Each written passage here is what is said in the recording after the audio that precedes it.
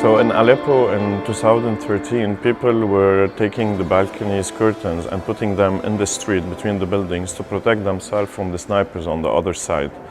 And those curtains in this project called Here and There, Rome Edition, are insinuating this kind of action using the fabric as a material, where here it's dividing the level 1 and the other level of the museum.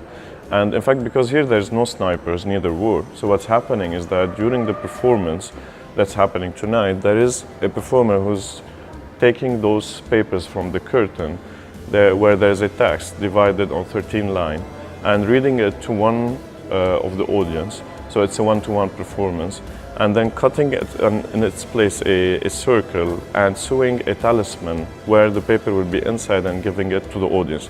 So instead of this fabric protecting from war, what will happen is the talisman will go with the audience and it will be a protection from any evil, could it be war or anything else.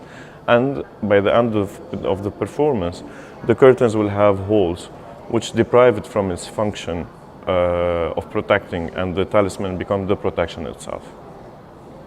Well, Beirut for me is a city that I decided to live in.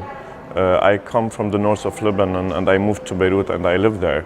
At the same time, it's a city that by itself is not that well functioning, and I think even it's an ugly city. I don't find it beautiful.